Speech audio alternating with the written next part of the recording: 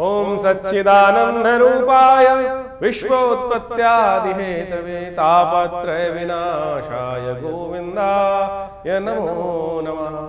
कृष्णाय वासुदेवाय हरये परमात्मने प्रणताक्लेशनाशाय गोविंदाय नमो नमः।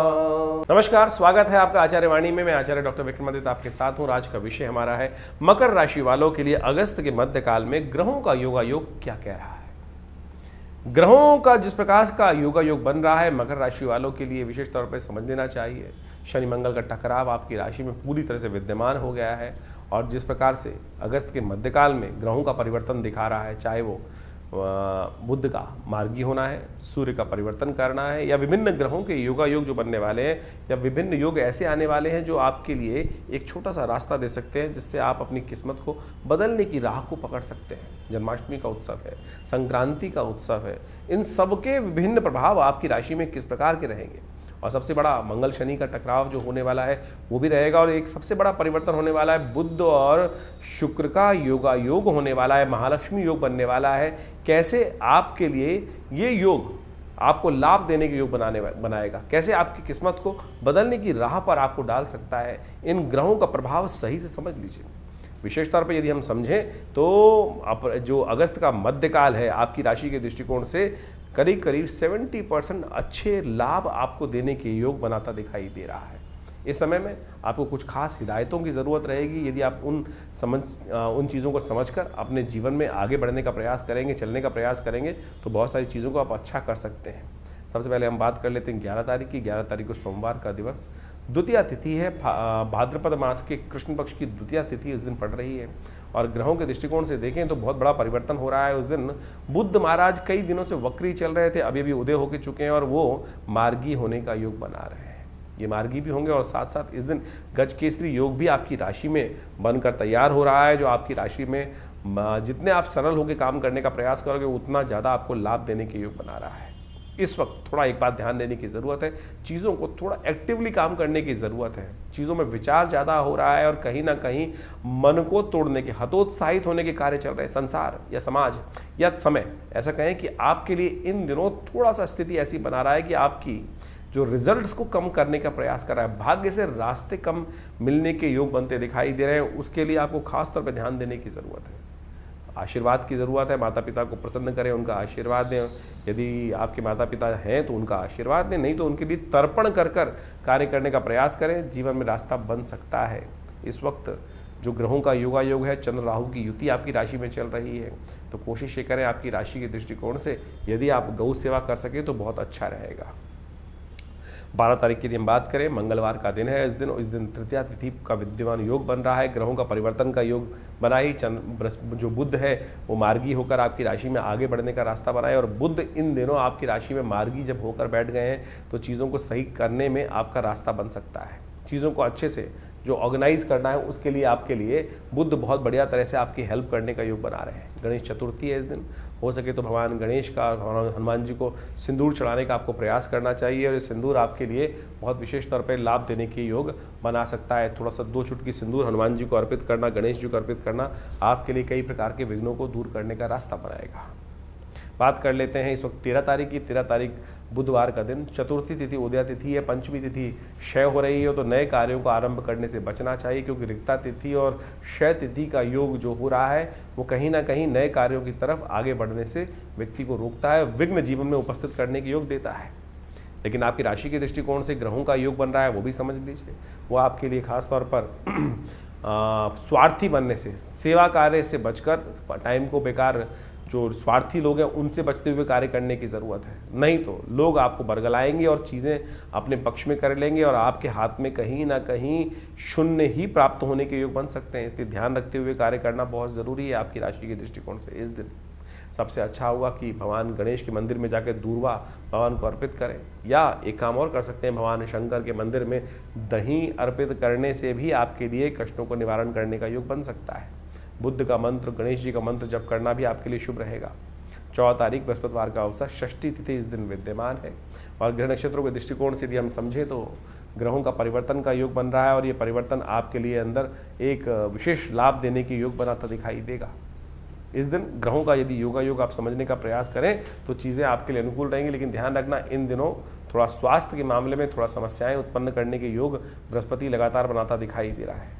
बृहस्पतिवार का अवसर है, हो सके तो इस दिन विशेष तौर पर एक काम करें, पीली चीज़ों का, पीली दाल का इत्यादि का भिगोकर दान करने का प्रयास कीजिए, मंदिर में दे दीजिए, किसी गरीब को दे दीजिए, ब्राह्मण की सेवा कर दीजिए। यह आपके लिए कहीं ना कहीं आपके विचारों को पॉजिटिव करने का रास्ता बना सकता है। नहीं तो ग्रह योग इन दिनों जिस प्रकार के आपको चल रहे हैं, एंजाइटी डिसऑर्डर, अननेसेसरी की चिंताएं, वैचारिक परेशानियों, विचार के द्वारा विचार नेगेटिव होने के कारण से परेशानी उत्पन्न करने के योग बना देंगे। 15 तारीख शुक्रवार का दिन, सप्तमी तिथि विद्यमान है, 15 अगस्त है, स्वतंत्रता दिवस है। सबसे पहले हम उन राष्ट्र सेवकों को नमन करें, उन स्वतंत्रता सेनानियों को नमन करें जो विशेष तौर पर इस दिन की चाहत के लिए, इस दिन की आकांक्षा को लेकर फांसी का फंदा तक चूम लिए थे। तो हम सबसे पहले उनको नमन करें जिनके कारण से हम आज इस स्वतंत्र भारत में श्वास लेने का सुंदर योग बना रहे हैं, और देश को आगे बढ़ाने का संकल्प भी हम सबको लेना चाहिए। अपनी किस्मत से ज़्यादा देश को सर्वोपरि मानते हुए कार्य करने का प्रयास करना चाहिए। शुक्रवार का दिन है, सप्तमी तिथि है, ग्रह नक्षत्रों का खेल आपकी राशि के दृष्टिकोण से क्या कुछ बनता दिखाई दे रहा है वो भी समझ लें।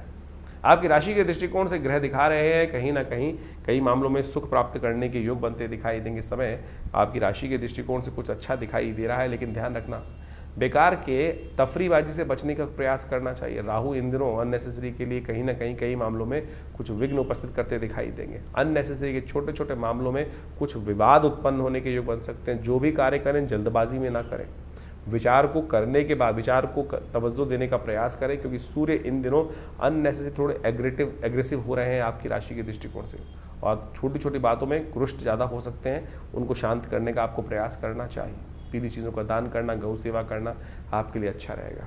16 अगस्त का दिन बहुत विशेष है, शनिवार का दिवस है, जन्माष्टमी का सुंदर योग इस दिन बन रहा है। ग्रह नक्षत्रों के दृष्टिकोण से आपकी राशि में विशेष योग बनता दिखाई देगा, जो आपके विचारों से लाभ देने के योग बना सकता है। और आपकी राशि के दृष्टिकोण से ऐसा बन रहा है कि जिस क्षेत्र में भी आगे चलने का प्रयास करोगे उसमें कहीं ना कहीं आपके रिजल्ट्स पॉजिटिव आने के योग बनते दिखाई। आने वाले 2-3 दिन आपको यूटिलाइज करने का प्रयास करना चाहिए, चीज़ें आपके पॉजिटिव जाने के योग बनाती दिखाई दे रही हैं। जन्माष्टमी का पर्व है, और जन्माष्टमी बहुत सुंदर पर्व माना जाता है, लेकिन कुछ भ्रांतियाँ भी हैं। तो जन्माष्टमी विशेष तौर पर समस्त लोगों के लिए इस दिन पड़ती दिखाई दे रही है। 16 अगस्त को इस बार जन्माष्टमी का सुंदर योग बन रहा है, और जन्माष्टमी का योग ग्रहों के दृष्टिकोण से इस बार सबके लिए, स्मार्ट वैष्णव सब लोग शनिवार को कोई मतभेद नहीं रहेगा। आमतौर पे बहुत सारे मतानुसार कई बार मतभेद उत्पन्न हो जाते हैं कि हम हमारे आचार्यों के अनुसार से इस योग में माना जाए, इस योग में माना जाए, लेकिन इस बार यदि पंचांग को देखा जाए तो बहुत सारे द्वंद्वों को करने की ज़रूरत ही नहीं है। अष्टमी उदया तिथि के रूप में विराजमान है 16 तारीख को, और उसके साथ साथ सुबह रात्रि के समय जिस वक्त भगवान का जन्म माना जाता है उस समय वृषभ लग्न भी उपस्थित हो ही जाएगी, और साथ साथ चंद्रमा भी विशेष तौर पर यदि देखा जाए तो वृषभ राशि में ही उस दिन उच्च के विराजमान होकर रहेंगे। और इसके साथ साथ एक बात, और ग्रहों का योगा योग और भी बड़ा सुंदर ये बन रहा है कि रोहिणी नक्षत्र वो भी रात्रि के अंतिम पहर में जाकर भोर काल से पहले पहले उपस्थित होने के योग बना लेगा, दिल्ली के पंचांग के अनुसार से देखें तो बहुत सारे ग्रहों का योगा योग इसी प्रकार से बन रहा है। तो क्या स्मार्ट, क्या वैष्णव, क्या संप्रदाय, समस्त लोगों के लिए ये सुंदर तिथि है। भगवान सुंदर का अभिषेक करें, भगवान का विशेष तौर पर पूजन करें। ओम नमो भगवते वासुदेवाय पुरुष सूक्त के द्वारा भगवान को सुंदर रूप से स्नान कराएं और उनका पूजन करें। षोडश विधि के अनुसार से षोडश जो हमारे पूजा पाठ के तरीके हैं उन सब के द्वारा सहस्रसी रेखा पुरुखा सहस्राक्ष सहस्रपात सभो में गंग सर्वात्मत्वात्तिष्ठ, इसी के द्वारा भगवान का अभिषेक दूध से, दही से, समस्त पंचामृत से भगवान का अभिषेक कराकर भगवान को वस्त्र अलंकृत करते हुए सुंदर रूप से भगवान का स्तवन करना। कहा जाता है कि आप कुछ और करें ना करें, कम से कम भगवान की जन्माष्टमी के अवसर पर भाद्रपद मास के कृष्ण पक्ष की अष्टमी के दिन अवश्य उपवास रखें। तो उपवास रख के भगवान का सुंदर रूप से संकीर्तन करें, पूजन करें, भगवान का अभिषेक करें, हरिनाम का संकीर्तन करें, और केवल इसी से आपके अनेक जन्मों के कष्ट जो हैं वो कट जाते हैं। उपवास रखिए। उपवास का मतलब केवल भूख हड़ताल नहीं होता है। आजकल बहुत सारी समस्याएं क्या हो गई, उपवास लोग करने की जहाँ बात की जाती है तो खाना पीना छोड़कर बैठ जाते हैं। उपवास का मतलब कतई भूख हड़ताल नहीं है। व्रत का मतलब कुछ और है। व्रत का मतलब तो विशेष तौर पर कुछ लोगों ने ऐसा बना दिया कि भैया आज भोजन नहीं करेंगे। मुझे एक बात बताइए, मैं सीधी तरह से, उपवास करनी बहुत अच्छी, व्रत करना एक बहुत बढ़िया सिद्धांत है, खाना भी ना खाएं तो ठीक है, विश्राम मिलना चाहिए। लेकिन एक बात, छोटी सी बात समझने की आवश्यकता है। आपका बच्चा यदि सुबह से लेकर शाम तक कोई बात कर रहा हो, आप ये चाहिए, पिताजी ये चाहिए, माताजी ये चाहिए, और सुबह से लेकर दोपहर तक, रात तक खाना ना खाए, तो मुझे एक बात बताएं, क्या माता पिता प्रसन्न होंगे? या माता पिता विशेष तौर पर उनका खून नहीं चलेगा कि बच्चा खाना नहीं खा रहा है, और भगवान आपके माँ बाप प्रसन्नता से अपने जीवन यापन कर पाएंगे? नहीं कर पाएंगे। तो शास्त्र में कुछ भ्रांतियां उत्पन्न हो गई हैं, लोगों ने भूख हड़ताल को व्रत मान लिया है। व्रत का वास्तविक अर्थ जो है वो है उपवास। वास का मतलब है रहना, उप यानी जहां से हो, जहां रह रहे हो वहां से हटने का प्रयास करो, कहीं और वास करो, वहां से अपने आप को उठाओ और प्रभु के सानिध्य में जाकर वास करने का प्रयास करो। शांति से प्रभु का स्मरण करो, सात्विकता के साथ रहो, प्रभु के श्री चरणों में निवास करो, तब तो व्रत हुआ, तभी तब तो उपवास हुआ। नहीं तो केवल भूख हड़ताल हुई, नहीं तो जिद हो गई। आपको खाली ना खाना, खाना ना खाना भी एक प्रकार से उपव्रत कहा जा सकता है, लेकिन कुछ कालांतर में ऐसी भ्रांति उत्पन्न हो गई है बहुत सारी चीज़ों ने कि भूख हड़ताल, पेट को कुछ नहीं देना, उसी को हम व्रत मान के बैठ गए हैं। लेकिन और उस दिन एक समझे कि जिस दिन खाना नहीं खाया, कुछ नहीं किया, उस दिन क्या होगा, और बाहर की चीज़ सब खा लेंगे, कुट्टू के आटे से लेकर पता नहीं क्या क्या, पकौड़ी, चाट पकौड़ी इत्यादि समस्त खाने की व्यवस्था बना लेंगे। तो फिर वो क्या हुआ, फिर तो वो कुछ और ही हो गया ना। इस व्रत में हरिनाम का संकीर्तन, जागरण, भगवान के नाम का जप, भगवान के क्रियाकलाप जो हैं उनकी कथाएं पढ़ना, उनकी कथा सुनना, उनके मंत्र का जप करना, दान पुण्य करना, सात्विकता का से जीवन निर्वाह करने का प्रयास करना, और विशेष तौर पर मनसा वाचा कर्मणा प्रभु के नाम का संकीर्तन करना, ये तो हुआ उपवास। तो अब आप देख लीजिए आप क्या कर रहे हैं। तो परमात्मा की कृपा प्राप्त करने के लिए फिर कहते हैं लोग संकट नहीं हरे, कष्ट नहीं हरे। तो ऐसे में कष्ट कहाँ हरेंगे? तो इसलिए इस बात को समझें कि इस जन्माष्टमी पर हम भगवान का षोडशोपचार पूजन करें। हमने विवेकानंद योगाश्रम में इस दिन विशेष भगवान का पूजन रखा है शाम के समय, जो करीब करीब यज्ञ के साथ आरंभ होगा और भगवान के पूजन के साथ सुंदर व्यवस्था बनेगी। भगवान को विशेष तौर पर षोडशोपचार पूजन कर उनका विभिन्न प्रकार से, विभिन्न औषधियों से उनका अभिषेक रहेगा, भगवान का पूजन रहेगा, भगवान के नाम का संकीर्तन रहेगा, कीर्तन पूजा पाठ सबकी व्यवस्था है। आप अवश्य भगवान के नाम के संकीर्तन में उस दिन पधारें आश्रम पे, विवेकानंद योग आश्रम में। प्रभु की कृपा से सुंदर कल्याण का अवसर बनेगा। भगवान के नाम का संकीर्तन कर हमारे इस आश्रम पे, जिसमें पिछले करीब आप मान के चलें 50-60 सालों से नित्यपति 8 घंटे यज्ञ होता है। माँ भगवती का सुंदर श्री विग्रह, इस दिन भगवती दुर्गा का भी प्राकट्य उत्सव है, आप महामाया जी का भी प्राकट्य उत्सव माना जाता है, जो भगवान कृष्ण के साथ ही उत्पन्न हुई थी। भगवती दुर्गा की उपासना इस दिन विशेष तौर पर की जानी चाहिए, और भगवती दुर्गा के साथ साथ भगवान कृष्ण की सुंदर उपासना कर इस संसार में शांति स्थापित करने के लिए, कष्टों को निवारण करने के लिए, बिना भगवती की, बिना शक्ति की उपासना किए बिना भगवान की कृपा नहीं होती।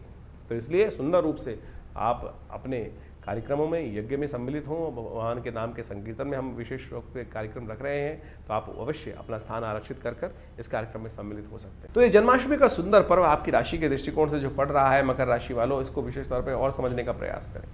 भगवान कृष्ण का सुंदर व्रत है, सुंदर। इस दिन भगवती दुर्गा के साथ यदि भगवान कृष्ण की उपासना कर ली जाए अष्टमी के दिन, तो संपूर्ण कष्टों को निवारण करने का योग बन सकता है। अवश्य इस दिन व्रत रखें, और हो सके तो भगवान कृष्ण को सबसे अच्छा रहेगा तिल युक्त पंचामृत बनाकर उसके द्वारा भगवान का अभिषेक करने का आपको प्रयास करना चाहिए। और भगवान को विशेष तौर पर एक, जिसे कहा जाता है ना, सितारों, काले सितारों की लगी हुई, जो बहुत अच्छे गोटे से जड़ी हुई बांसुरी है, वो भगवान को अर्पित करने का प्रयास करें। और मोर पंख, नीले वर्ण का मोर पंख जो होता है आपकी राशि से विशेष संबंध रखता है, और तमाम किस्म की अलाएं बलाएं, तो भगवान जो समर्पित, तो भगवान की जो हर लेता है। कहा जाता है भगवान को नजर बहुत लगती थी, ऐसे में भगवान को वो मोर पंख जो अर्पित किया जाता है, भगवान की नजर को दूर करने के लिए किया जाता है। कोशिश ये करें इस दिन वो भगवान को अर्पित करें, और बाद में वो मोर पंख उठाकर अपने कहीं ना कहीं वस्त्र में लगा लीजिएगा। यदि कोई भी आपके जीवन में कष्ट चल रहा है, ध्यान रखें, कोई नज़र लग गई, कुछ लग गई है, कुछ और करने की ज़रूरत नहीं है। आपके व्यवसाय स्थल पर या आपके जीवन में या आपके बच्चों को उस मोर पंख को कहीं ना कहीं उनके सामान में रख दीजिए, उनकी जेब में रख दीजिए, उनके पर्स में रख दीजिए। आपने व्यवसाय स्थल पर उस दिन चढ़ाया हुआ मोर पंख, भगवान का जो चढ़ाया हुआ मोर पंख है, प्रसाद स्वरूप लेकर अगले दिन अपने पास रख लीजिएगा। कहा जाता है बहुत सारे कष्टों को निवारण करने का योग बहुत सुंदर रूप से बनेगा। इस दिन भगवान को विशेष तौर पर आपकी राशि के दृष्टिकोण से हमें लगता है माखन मिश्री सफ़ेद तिल युक्त बनाकर भगवान को अर्पित करने से और प्रसाद ग्रहण करने से संपूर्ण रूप से कष्टों को निवारण करने का योग बहुत सुंदर बनेगा आपकी राशि के दृष्टिकोण से। 17 तारीख रविवार का अवसर, 9वीं तिथि विद्यमान है और इस दिन ग्रह नक्षत्रों के हिसाब से समझें संक्रांति का योग बन रहा है। सूर्य परिवर्तन की तरफ जा रहे हैं और इस सूर्य का परिवर्तन आपकी राशि के दृष्टिकोण से बहुत विशेष रहने वाला है। कई प्रकार के नए संबंधों को स्थापित करने के लिए सूर्य आपकी राशि में जो परिवर्तन की तरफ जा रहे हैं बहुत अच्छे प्रकार के योग बनाने की स्थिति उत्पन्न करेंगे, क्योंकि नए संबंध, नए बंधन, नए कॉन्ट्रैक्ट्स को फाइनल करने के योग आपकी राशि में सूर्य महाराज की कृपा से आने वाले कुछ दिनों में बनने के योग बनेंगे। यदि इस दिन के ग्रहों का योगायोग देखा जाए तो आपके लिए जिस क्षेत्र में भी आगे बढ़ने का योग बनाओगे, प्रयास करोगे, उनमें आपके लिए विजय के रास्ते बनते दिखाई देंगे। और जो कई बार क्या होता है, हम काम करते हैं, लोग बेकार में पंगे लेते रहते हैं हमसे, और जो आपसे इस दिन पंगे लेने का प्रयास करेगा अपना ही नुकसान कराने का योग बनाएगा। ऐसा योग आपकी राशि में बनता दिखाई दे रहा है। सूर्य की संक्रांति जो है रात्रि में 12 बजे के बाद होगी, करीब करीब 1 बजे के आसपास, 1:45 बजे के आसपास योग बन रहा है। तो ऐसे में संक्रांति का पुण्य अगले दिन माना जाएगा। अगले दिन हो सके तो आपके लिए सबसे श्रेष्ठ रहेगा सुबह उठते ही भगवान सूर्य को जल अर्पित करने का प्रयास करें, अर्घ्य दें विशेष तौर पर, क्योंकि संक्रांति इस दिन रविवार को ही पड़ रही है तो हृदय नाम का योग बन रहा है। तो ऐसे में अवश्य भगवान सूर्य को सुबह सुबह थोड़े तांबे के लोटे में थोड़ा सिंदूर लेकर या रोली लेकर या साथ में पीला पुष्प लेकर भगवान भास्कराय नमः इस मंत्र का जप करते हुए या अहे सूर्य सहस्त्रांशो तेजो राशि जगत पते अनुकंपाय मां भक्ताग्रहणार्घम दिवाकरम, इस प्रकार से मंत्र जप करते हुए भगवान को अर्घ्य दीजिए। भगवान की कृपा से कष्ट दूर होने के योग बनेंगे। आपकी राशि के दृष्टिकोण से इस दिन भगवान सूर्य के निमित्त आपको घी का दान करना चाहिए, वो आपके लिए श्रेष्ठ रहेगा। 18 तारीख का दिन सोमवार का दिवस है, दशमी तिथि विद्यमान है, ग्रहों का परिवर्तन का योग बनता दिखाई दे रहा है और ये परिवर्तन आपकी राशि के दृष्टिकोण से दिन तो अच्छा दिखाई देता है, लेकिन शाम आते आते थोड़े से कुछ न कुछ नए विवाद भी आपके जीवन में थोड़े परेशान करने के योग बना सकते हैं। सुबह का टाइम पूरी तरह से यूटिलाइज करने का प्रयास करें। शाम को आपकी राशि के दृष्टिकोण से एक बात समझें, हमें जो योग बनता दिखाई दे रहा है, भद्रा का योग बन रहा है दिल्ली के पंचांग के अनुसार, जो 6:30 बजे से आरंभ होगा और करीब करीब शाम को 5:30 बजे तक विद्यमान रहेगा। तो नए कार्यों को आरंभ करने से बचना चाहिए। इस दिन आपकी राशि के दृष्टिकोण से आपको दूध का दान करना चाहिए, दूध भगवान को अर्पित करने का प्रयास करना चाहिए, वो आपके लिए बड़ा अच्छा योग बनाएगा। 19 तारीख मंगलवार का दिवस अजय एकादशी का योग बन रहा है और ग्रह नक्षत्र के दृष्टिकोण से दिन थोड़ा स्वास्थ्य के मामले में भारी है। इनकम के हिसाब से दिन अच्छा दिखाई दे रहा है, खर्चे में थोड़ी सी वृद्धि अवश्य हो सकती है, लेकिन पॉजिटिव रिजल्ट्स लाने के योग बन सकते हैं, सफलता की तरफ जाता दिन दिखाई देगा। लेकिन स्वास्थ्य के मामले में थोड़ा ध्यान रखना पड़ेगा। मनोविचार मस्तिष्क जो है वो कहीं ना कहीं कुछ विचारों से आपको परेशान करने के योग बना सकते हैं। संपूर्ण रूप से काम करने का प्रयास करें। इस दिन अजय एकादशी है, भगवान शालिग्राम जी का पूजन करें, उनको स्नान कराएं, पंचामृत उन्हें अर्पित करें, उनका चरणामृत ग्रहण करें।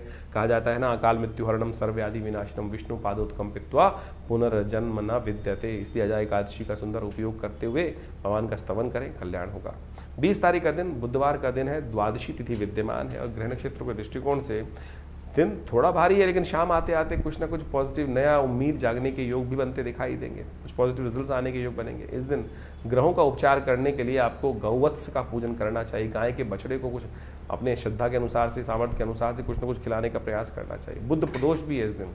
इस दिन भगवान विष्णु को विशेष तौर पर भगवान शंकर के मंदिर में जाकर शाम के समय, यदि व्यावसायिक दृष्टिकोण से कोई कार्य पूर्ण नहीं हो रहा है, जिसके पूर्ण होने के योग बहुत जल्दी से बनते दिखाई दे रहे हैं आपकी राशि के दृष्टिकोण से, चंद्रमा शाम को परिवर्तन की तरफ जाएगा, हो सके तो एक काम करने का प्रयास करें, भगवान शंकर के मंदिर में जाकर थोड़ा सा उनको दही से, मट्ठे से स्नान कराने का प्रयास करें, इच्छू रस से स्नान कराने का प्रयास करें। बुद्ध प्रदोष कई प्रकार के दोषों को जीवन से दूर करता है, व्यवसायिक क्षेत्र में आगे बढ़ाने का कार्य भी देता है। तो ग्रहों का योग आपने समझा। इस वक्त भाद्रपद का महीना चल रहा है और भाद्रपद के महीने में जो ग्रहों का योग परिवर्तन का योग बनाएगा वो तो आपके समक्ष ही है, लेकिन एक विशेष योग बन रहा है कि इस भाद्रपद में 5 रविवार का योग बन रहा है और इस बार राजा भी सूर्य ही हैं, पूरे जो विश्व के राजा है, संवत के राजा हैं, और उसके दृष्टिकोण से यदि ग्रहगण प्रभाव देखा जाए तो इस बार पूरे विश्व में अच्छी खासी वृष्टि के योग बन रहे हैं और वो इतनी ज़्यादा हो गई है, कई जगह लोग परेशान भी हो गए, त्रस्त भी हो गए हैं। और इस बार 5 रविवार का योग भाद्रपद में जो दिखा रहा है वो वास्तविक तौर पर एक बात को भी इंगित करता है कि जो इस वक्त भयावह पूरे विश्व में पानी की त्रासदी चल रही है, अतिवृष्टि होने के योग बन गए हैं, उससे कहीं ना कहीं अब कुछ ना कुछ रास्ता, बचाव का रास्ता बनता भी दिखाई देगा। लेकिन ये कहीं ना कहीं प्रकार से जो भाद्रपद महीने में यदि 5 रविवार पड़ जाए तो एक बात कही जाती है, युद्ध की आशंका, युद्ध की अफवाहें, कहीं ना कहीं मतभेद बहुत ज़्यादा कहीं ना कहीं संसार में बढ़ जाते हैं और कहीं ना कहीं आपस में मनभेद भी होने लगते हैं। इस वक्त विश्व में जिस प्रकार से जो योगा योग बन रहा है वो कहीं ना कहीं आपदाओं का संकेत भी देता दिखाई दे रहा है। और ऐसे में जो अन्न इत्यादि के संबंध में जो कार्य करते हैं उनको भी थोड़ा सावधान रहना चाहिए। तेजी का माहौल बनता दिखाई दे रहा है। विभिन्न अन्न के क्षेत्र जितने भी हैं, खाद्य पदार्थ जितने हैं, गेहूँ इत्यादि, चावल इत्यादि और बहुत सारी और भी जितनी चीज़ें हैं, उन सब में कहीं ना कहीं जो अतिवृष्टि के कारण से जो योग बनते दिखाई दे रहे हैं वो कहीं ना कहीं महंगाई को बढ़ाने की तरफ योग बनाते दिखाई दे रहे हैं। ऐसे में आपकी राशि के दृष्टिकोण से जो योग बन रहे हैं वो आपने अच्छे समझें। ग्रहों के प्रभाव को जितने जल्दी हम समझ लें और उसके अनुसार से अपने जीवन में सही रास्ता पकड़ लें, ये ज्योतिष का चमत्कारिक प्रभाव है। देखिए, जो सूर्य है वो हर एक स्थिति में एक सही निकलता है, लेकिन हर व्यक्ति पर उसका प्रभाव अलग अलग होता है। ग्रहों का ये परिवर्तन जो योग बनाते हैं, इन सब का प्रभाव सूक्ष्म दृष्टिकोण से हर व्यक्ति को समझ में आना चाहिए। ज्योतिष के दृष्टिकोण से बड़ा सूक्ष्म अन्वेषण है। आपकी जन्मपत्री, आपका जो भाग्य है वो हर व्यक्ति का अलग है। कहीं ना कहीं उस भाग्य पर किस प्रकार का योग बनेगा, ग्रहों का परिवर्तन क्या प्रभाव डालेगा, हर व्यक्ति पर अलग प्रभाव डालता है। एक ही क्षेत्र में रहने वाले, एक ही घर में रहने वाले, यदि हम देखें कि क्या परिवर्तन एक जैसा ही होगा सबके लिए? नहीं, बिल्कुल नहीं होगा। किसी के लिए अच्छा, किसी के खराब। एक ही घर में रहने वाले जो 8, 5, 6 जातक हैं, उन सब पर भी ग्रहों का प्रभाव अलग अलग होता है। तो ऐसे में उस परिवर्तन का प्रभाव आपके ऊपर क्या हो रहा है, राशि के दृष्टिकोण से तो आप समझ ही रहे हैं, लेकिन आपकी जन्मपत्री, आपका जन्म समय, आपका भाग्य बिल्कुल बहुत सारी चीज़ों को बताने में रास्ता बता सकता है। तो ज्योतिष विज्ञान बड़ी सूक्ष्म दृष्टिकोण से देखने की चीज़ें हैं और हम बहुत सारी चीज़ों को समझने का प्रयास करते हैं। बड़ा शोध संस्थान चलाते हैं पिछले करीब 50 सालों में। ज्योतिष के संबंध में, अध्यात्म के संबंध में, भारतीय योग विज्ञान के संबंध में हमारे आश्रम में बहुत सारी रिसर्च, बहुत सारा अनुसंधान, शोध किया गया। 50 से ऊपर पुस्तकें प्रकाशित की गई हैं। सदगुरु आचार्य श्री केशव देव जी के महाराज के सानिध्य में रहकर हमने बहुत सारे विभिन्न भारत की पराविद्याओं के ऊपर कार्य किया, चाहे वो मंत्र विज्ञान है, चाहे वो यज्ञ विज्ञान है, चाहे वो कर्मकांड है, योग की सहस्त्रों शाखाएं हैं और उन सब के ऊपर मुद्रा विज्ञान इत्यादि बहुत सारे अलग अलग विषयों के ऊपर बहुत सारा शोध अनुसंधान करके चीज़ों को समझने का हमने प्रयास किया। और आप समझें, ज्योतिष एक ऐसा विषय है कि जिसके द्वारा आप बहुत सारे कार्यों का निदान भी कर सकते हैं, डायग्नोज कर सकते हैं। बीमारियों के संबंध में भी आयुर्वेद के साथ साथ ज्योतिष को साथ साथ चलाया गया था। आज जो समाज में जो आयुर्वेद का या चिकित्सा विज्ञान का भाव है, वहाँ ज्योतिष के एक पार्ट को निग्लेक्ट कर दिया गया है। अरे ज्योतिष पूरी तरह से डायग्नोज पर ही है, आपके ग्रह बदले और वो कहीं ना कहीं कौन सा रोग उत्पन्न करेंगे, किस प्रकार से बीमारी का रास्ता बनाएंगे, ये भी ज्योतिष के अंदर बहुत अच्छे से, अगर समय खराब चल रहा है, किस प्रकार से कौन से मंत्र को जप कर कर, कौन सी मुद्रा का प्रयोग करके, कौन सी औषधि कब आपके लिए अच्छी अनुरूप रहेगी, कौन सी औषधि कब कार्य नहीं करेगी, ये भी ज्योतिष विज्ञान के माध्यम से आप बहुत अच्छे से समझ सकते हैं, कार्यों को कर सकते हैं। हमने इसके ऊपर बहुत अच्छे से चीज़ों को समझने का प्रयास किया। बहुत सारी चीज़ें हम समय समय पर आपके बहुत सारे अपने इन कार्यक्रमों के माध्यम से आपके समक्ष रखते भी आए हैं। तो आप ज्योतिष विज्ञान को सही रूप समझने का प्रयास करें। विडंबनाएं, बहुत सारी लोग आपके मन में ऐसे भाव डालने का प्रयास करेंगे कि सब कुछ भी सत्य नहीं है। अरे नहीं, एक एक चीज़ सत्य है, एक एक चीज़ का प्रभाव है। इसको आप समझें। हमारे ऋषि मुनियों ने हजारों लाखों पुस्तकें, लाखों अनुसंधान हमारे समक्ष उपस्थित किए हैं। हर ऋषि, करोड़ों ऋषि हुए आज तक हो चुके हैं और उन सब ने अपने शोध हमारी भारतीय संस्कृति में जगह जगह बताए हैं और लोग उसका प्रभाव देखते भी आए और हमने खुद देखा। बहुत सारे महामृत्युंजय मंत्र इत्यादि बहुत सारे अनुष्ठान जो समय समय पर करते हैं, उनका प्रभाव बहुत प्रत्यक्ष रूप से होता है। चाहे वो जीवन के स्वास्थ्य संबंधी समस्या है, चाहे वो जीवन की किसी भी पहलू से संबंधित समस्या है, उसका निदान करने के लिए विभिन्न मंत्रों के माध्यम से, विभिन्न उपायों के माध्यम से, चाहे वो रत्न है, चाहे वो विभिन्न उपाय हैं, चाहे वो दान है, चाहे वो पुण्य है, चाहे वो औषधि है, चाहे वो ध्यान है, इन सबको मार्ग अपना सकते हैं। और तो और मुद्राएं तो अपने आप में चमत्कारिक प्रभाव दिखाती हैं। ये शरीर के जो विभिन्न भागों के द्वारा योग और विभिन्न मुद्राओं का उपयोग किया जाता है। जैसे किसी का बृहस्पति खराब है तो ये ज्ञान मुद्रा का नित्यप्रति अभ्यास करें, देखें, किसी और चीज़ की आवश्यकता ही नहीं पड़ेगी।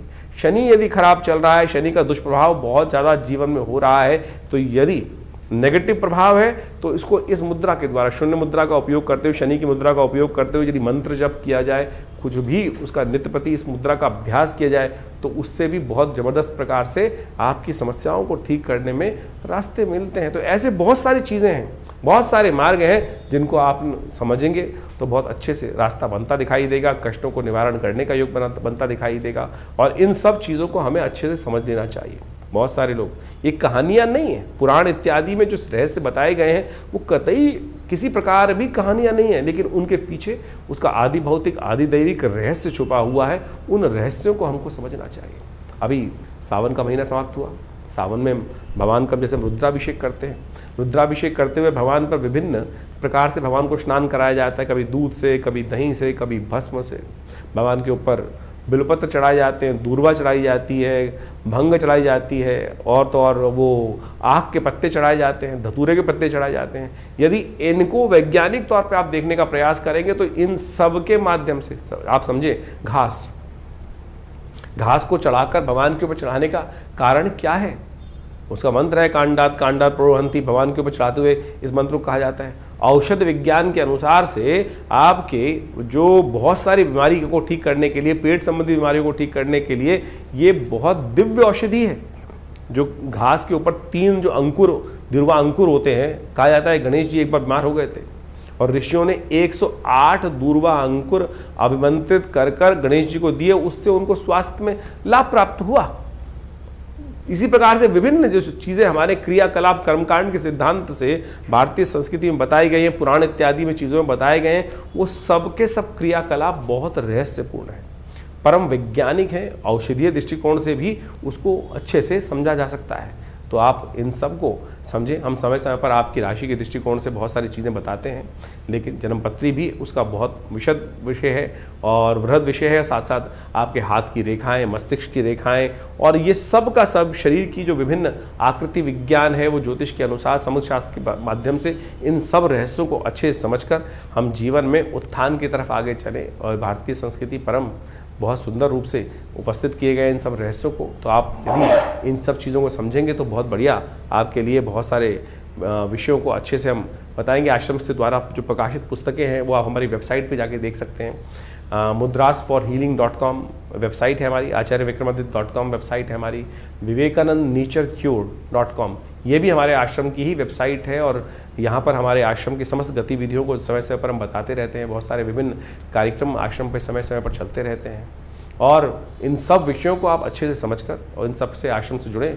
और स्वागत है आप सबका हमारे यहाँ जो नित्य प्रति कार्यक्रम होते ही हैं। रविवार को विशेष कार्यक्रम में, यज्ञ में आप सब लोग सम्मिलित हो सकते हैं। सुबह 8 बजे से लेकर करीब करीब 10 साढ़े 10 बजे तक भंडारे के साथ बड़ा यज्ञ और स्वाध्याय इत्यादि का कार्यक्रम चलता है हर रविवार को। और आप सब अपने विषयों को लेकर आश्रम पे उपस्थित होंगे तो हम अवश्य जो भी भगवान की कृपा से रास्ता बनेगा अवश्य आपके साथ बनाएंगे। जीवन में कल्याण का मार्ग प्रशस्त हो, आप सबको आशीर्वाद, कल्याण हो, भगवान का कृपा आपके साथ हमेशा बनी रहे।